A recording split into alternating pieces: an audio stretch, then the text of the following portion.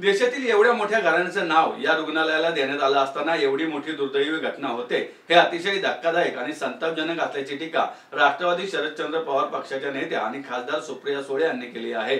मंगेशकर कुटुंबियांचे योगदान हे केवळ देशात नव्हे तर जगभरात आहे, त्यामुळे जी भावना लोकांची आहे त्याची चर्चा झाली पाहिजे असंही त्या म्हणाल्यात। मला खरं आठवतंय त्याच्याप्रमाणे ही जागा आदरणीय पवारसाहेब मुख्यमंत्री असताना मला वाटतं आणि श्रीनिवास पाटील साहेब कलेक्टर होते, ते खरं सांगू शकतील म्हणजे प्रोसेस कशी झाली। त्या काळामध्ये आदरणीय पवारसाहेब मुख्यमंत्री आणि श्रीनिवास पाटील साहेब कलेक्टर, त्या काळामध्ये ही जमीन देण्यात आली आणि मला वाटतं लता दीदींनी तेव्हा मोठं इंटरव्हेन्शन केलं होतं आणि त्यातून हे हॉस्पिटल उभं राहिलं। हा त्याचा इतिहास आहे। आणि त्यानंतर अनेक वर्ष त्या हॉस्पिटलमध्ये सगळे लोक जात असे, किती 20 वर्ष झाली असतील ना, 20हून जास्ती झाली हॉस्पिटल व्हायला। आणि साधारणपणे काय काय कंप्लेंट्स कमी जास्त येत होत्या, पण शेवटी हॉस्पिटल आहे त्याच्यामुळे प्रत्येक जण चला मदत करा, रिक्वेस्ट करा अशा भूमिकेत होते। हे दुर्दैवी आहे की एवढं मोठं नाव त्या हॉस्पिटलला असताना आणि त्याच्यात मंगेशकर कुटुंबाची काही चूक नाही, ते काय मॅनेजमेंट मध्ये नाही आहेत असं मला वाटतं। करेक्ट, मंगेशकर फॅमिली त्या मॅनेजमेंट मध्ये नाही आहेत, ट्रस्टी आहेत फुल फ्लेज्ड अजून, त्याच्यामुळे किती लोक त्यांचे ट्रस्टी आहेत अजून, परमनंट ट्रस्टी आहेत, त्याच्यामुळे मला वाटतं आपण त्यांनाही विनंती करू की एवढं मोठं नाव, दीनानाथजींचं नाव त्याला दिलेलं अशा हॉस्पिटलमध्ये अशी घटना होते हे अतिशय धक्कादायक आहे आणि हे दुर्दैवी आहे। कारण का मंगेशकर कुटुंबाचं योगदान एवढं मोठं या देशात नाही, इंटरनॅशनली त्या फॅमिलीला ओळखतात, त्याच्यामुळे जी भावना लोकांची आहे त्याची चर्चा झाली पाहिजे समाजात। कुटुंब म्हणते की आमची बदनामी केली हॉस्पिटल, पण या गोष्टी बाहेर बोलण्याची गरजच नव्हती। हॉस्पिटलने इतकं असंवेदनशील हॉस्पिटल इज शॉकिंग, म्हणजे त्यांनी कितीही माफी मागितली तर मला विचाराल तर कमीच आहे। आणि त्या बाळांची आई आहे, ती कोणाची तरी बायको आहे, कोणाची बहीण मुलगी, काय माणूस की राहिली का नाही या हॉस्पिटलमध्ये आणि समाजामध्ये। दुर्दैवी आहे ज्या हॉस्पिटल ज्या पद्धतीने हॉस्पिटल वागायचं, त्याचा किती निषेध केला तरी कमीच आहे। नाही नाही ऍब्सोल्युटली यू राईट की डिपॉझिट हा विषयच नाहीये। हॉस्पिटल इज अबाउट सर्व्हिस, आमच्यासारखं आहे, आम्ही लोकप्रतिनिधी म्हणजे तुमचे सेवक आहोत आम्ही। तसंच doctor is here to serve आणि या देशात जगातले सगळ्यात उत्तम डॉक्टर भारतात आहेत, आपल्या सगळ्यांचाच अनुभव आहे। एक डॉक्टर वाईट वागला म्हणून सगळे हॉस्पिटल आणि डॉक्टर वाईट होत नाही, तो या देशातले डॉक्टर ऍब्सोल्यूट क्लिनिकल मेडिसिन मध्ये जगामध्ये भारताकडे अभिमानाने बघितलं जातं।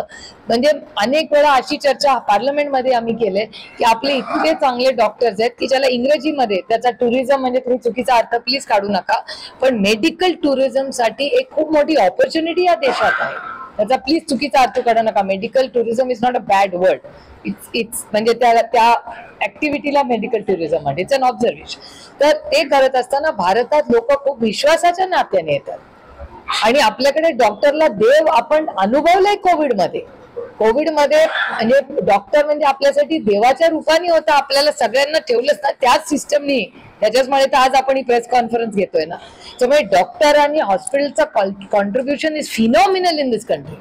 पण ह्या एका हॉस्पिटल मधली अकाउंटेबिलिटी जी झाली ती अकाउंटेबिलिटी त्या हॉस्पिटलवरच सांगते, द बक स्टॉप्स देअर। त्यामुळे त्या हॉस्पिटलला त्याची अकाउंटेबिलिटी घ्यावीच लागेल, देयर इज नो एक्सक्यूज। नाही आम्ही असं नाही सांगितलं, आम्ही सांगितलं ऍक्शन घ्या काहीतरी। सगळे काँग्रेसचे अनेक कार्यकर्ते, राष्ट्रवादीचे कार्यकर्ते, शिवसेनेचे कार्यकर्ते सगळेच आणि म्हणजे भारतीय जनता पक्षाच्या मी कार्यकर्त्यांचा पण मी बघितलंय रिॲक्शन।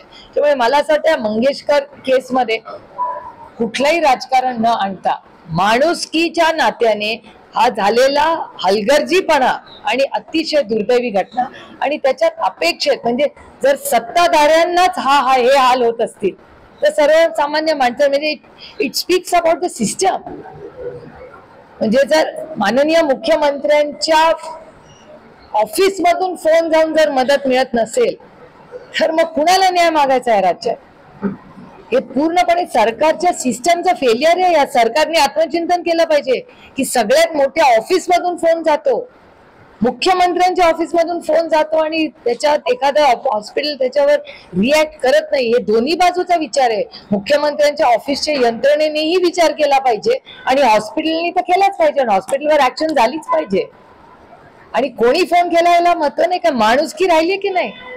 दरवेळी सत्ता पैसा ह्याच्यावरच सगळं माणूस जगणार या देशात. अतिशय दुर्दैवी आणि अस्वस्थ करणारी घटना आहे. म्हणजे दुर्दैव आहे की इतका असंवेदनशील कारभार हा मी बीडच्या वेळेस आणि परभणीच्या वेळेस पाहिलेला आहे. अतिशय असंवेदनशीलपणे त्याचं सगळं हँडलिंग झालं. आता या मंगेशकर केसमध्येही एक खूप असंवेदनशीलपणे झालेलं आहे. आणि एक महिला, एक आई आणि प्रत्येक व्यक्ती म्हणजे पुरुषांची पण प्रायव्हसी असते ना, असं काय आहे? म्हणजे प्रत्येक जो पेशंट असतो त्याला जेंडरमध्ये का आपण अडकावं? प्रत्येक पेशंट जो कोणी जातो त्याची प्रायव्हसी हा त्याचा अधिकार आहे, बोलायचंच नसतं बाहेर. नाही, कारवाई झालीच पाहिजे. माणुसकीचा प्रश्न आहे हा, काही राजकीय विषय नाहीच आहे. खूप संवेदनशीलपणे आम्ही सगळ्यांनीच जबाबदारीने त्याच्याबद्दल बोललं पाहिजे. आणि आता मी त्या फॅमिलीला भेटायला जाणारच आहे. आणि प्रशांत दादा, माझे सगळेच सहकारी गेले 2-3 दिवस रेग्युलर त्याचा फॉलोअपही घेत आहेत.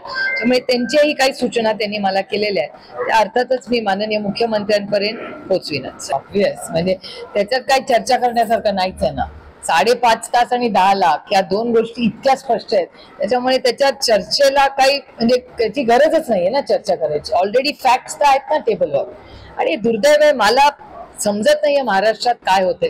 वारंवार तुम्ही बघताय, मला महाराष्ट्राच्या पोलिसांचा सार्थ अभिमान, पण गेल्या काही दिवसात अशा का घटना होत आहेत की तुम्ही बघा, सगळे जे रिपोर्ट्स येतात म्हणजे बीडची घटना असेल, परभणीची घटना असेल, आता पुण्याची घटना असेल, तुम्ही बघा सगळ्या रिपोर्ट्स मध्ये हा सगळा जो ओनेस किंवा अकाउंटेबिलिटी कुणावर येते किंवा उशीर झाला किंवा काही लॅप्सेस झाले, हे दुर्दैवाने हे पोलिसांवरच का ठपका पडतो. परभणी, बीड, पुणे आणि किती अजून तुम्हाला अशी उदाहरणं देऊ महाराष्ट्रामध्ये. त्यामुळे नक्की ज्या खात्याचा, ज्या पोलिसांचा मला सार्थ अभिमान आजही आहे, त्याच्यात या गॅप्स का येत आहेत ह्याचा अभ्यास करण्याची गरज आहे मला विचार.